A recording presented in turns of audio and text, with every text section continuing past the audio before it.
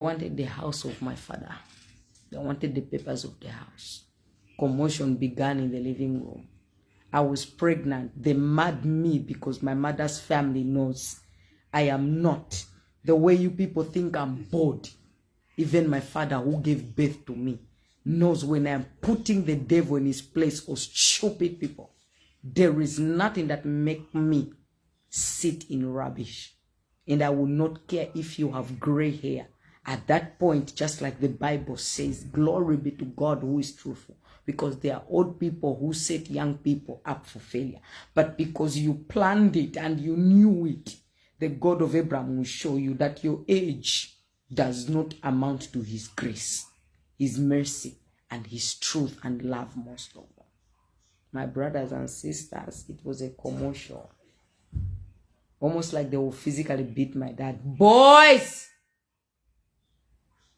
Almost like they will beat the life out of my father at that point if he does not produce money. That's how I said I'll get out. Now, I told my elder brother John, I said, now I'm just gonna be that one they call in the family the black sheep that doesn't have respect. The one they say insult everybody. The one that when she entered the room, they look at her like they hate her, they want to kill her. The one that where they don't speak, at least they don't like her character, but they fear her enough and fear the trouble that she will cause them, and the stress is bigger than the nonsense they came with. So they keep quiet. My brother John said, for the sake of our mother's memories, don't do that.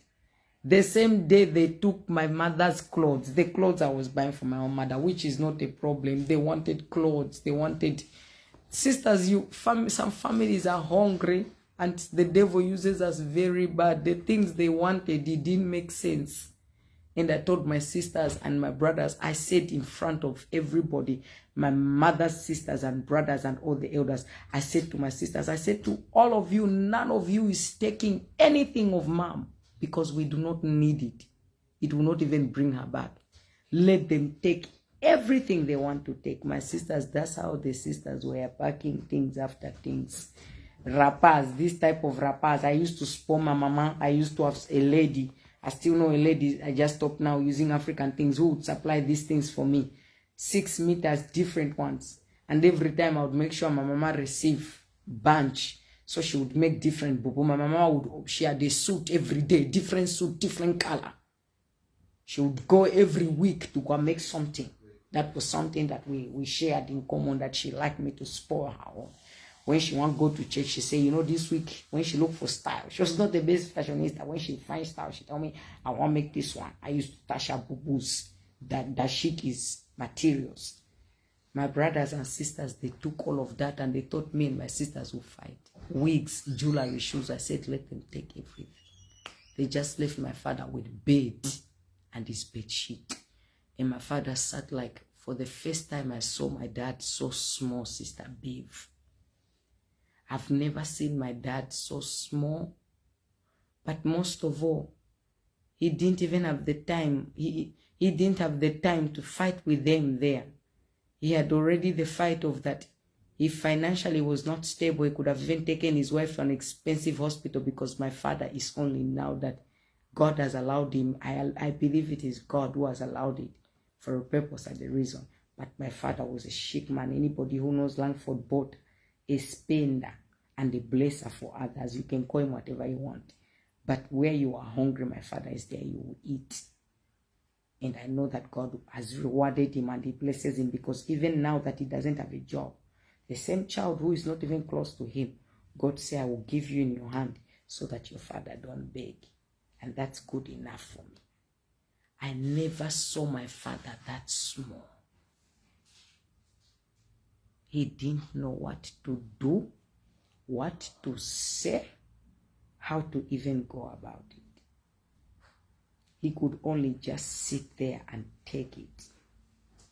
When they finished, my brother said, give them the money. Let's finish this, please, Rich. Give them the money. I said, I don't want to give them the money, because then the marriage was what?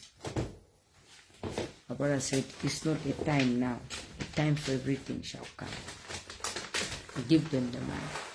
That's how Sister Babe, the little money that I came with, sis, I gave them. They did their tradition with maize meal and this and that, with my father's head, blah, blah, blah, blah. And whilst they were doing that, in that moment, Jesus was coming in my life because I never prayed.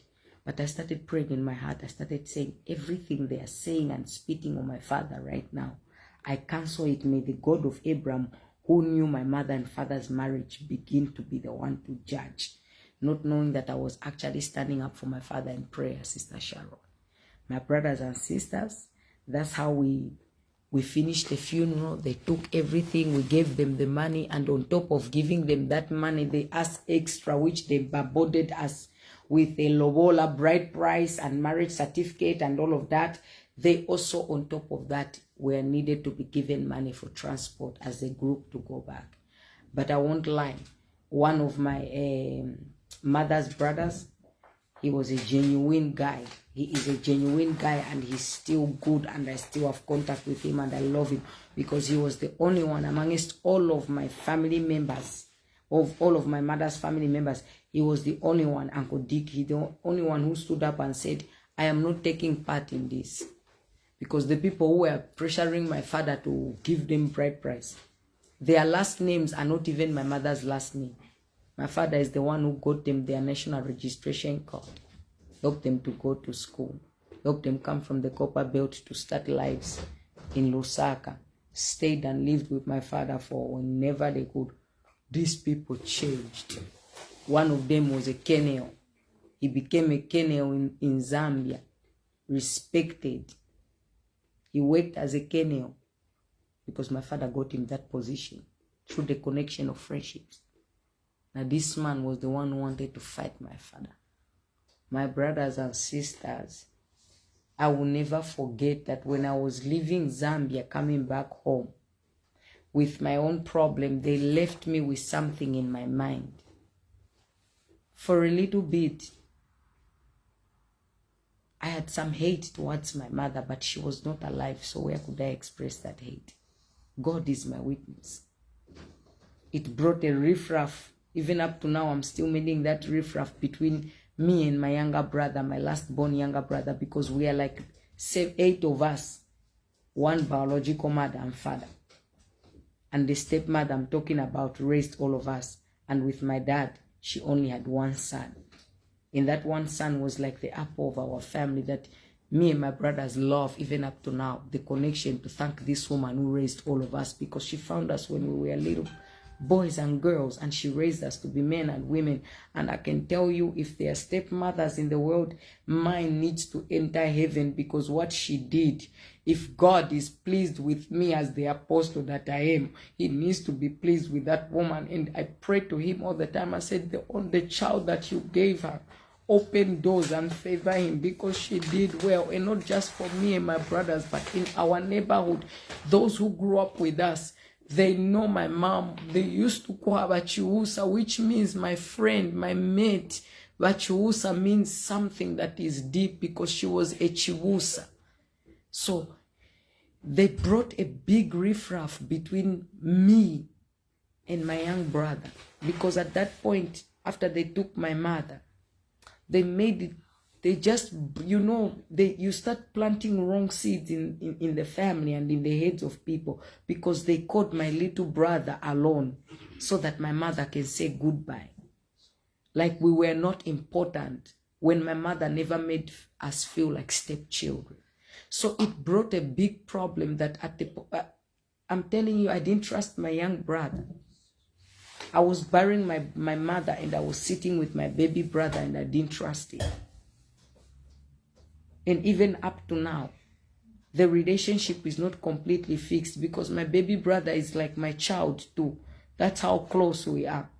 Me and that boy, we can speak. I carry that boy on my back. I nursed my mama's feet when that boy was in the belly.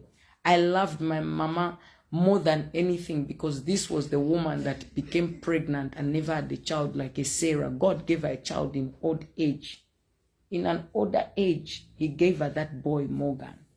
And I believe it was a reward because of what she did and how she met God. I saw her change from the woman that my father met, where they used to go and drink together and party together and live the social life together. She got committed to Christ in a way that up to now I still respect. They brought such confusion. So my message today is that God is family. God is trying to tell some of you, a husband loses a wife. Instead of the family of the wife to support the husband, and they have left children, especially young little children. You are out there fighting the partner, making the partner go through stress, starting to open doors where the partner is thinking, what was my wife telling her family? Nothing. Your greediness, your laziness to ever go and work and collect your own money you don't want. You want to collect people's things. Just like my mama's family, if their house belonged to my father, they would have collected. But that's not my papa's house. That's my house. Come collect it from me. I go want to see you. Come and collect it from me. That's the nice part that I loved. Because officially, that's mine. So when you go on paper, you are not going to fight Langford Bota. You will fight Rachel Bota. Hello. God is good. It's a shame. And it's sad. Instead of being family members and baby, the boys, David and Peter, John is sleeping, they are trying now. They are trying, especially you, engineer. Okay. My brothers and sisters, I cannot even lie up to now. I feel disgusted when I think of what happened. And even later on, when that auntie, the same auntie who was claiming for money at my mother's funeral, she got really sick. She needed help. She looked for my number left, right, and center, because at that point, God will give you the number of that person to remind you. You gave them a knife. They gave you a hug. How does it feel? And for me, even when they watch this, my mama's family, my plan in God's plan and will, if he allows it, whatever he blesses me in my hands here, even your family shall eat, because I made that promise to my mama. And because of who my mama was and what my mama did in my papa's family, my mama did so much. She buried a lot of people. She raised a lot of people. She fed and nurtured a lot of my father's family. So because of what my mama did, even all of you shall chop. From whatever the God of Abraham give, you will also chop. And that's why when you call me, you ask for help, I will never ignore. And you even know, that's why you reach out. And I've proven you when I was a child that lived in Zambia, that I'll remember you when my mama is alive. And you're going to chop when my mama is not here too. But you have to change as families. It's wrong. It's wrong, especially if young people, with other people like my father, he doesn't have a child to worry about. Thank God. But if somebody loses a partner and they are young, they become a widow.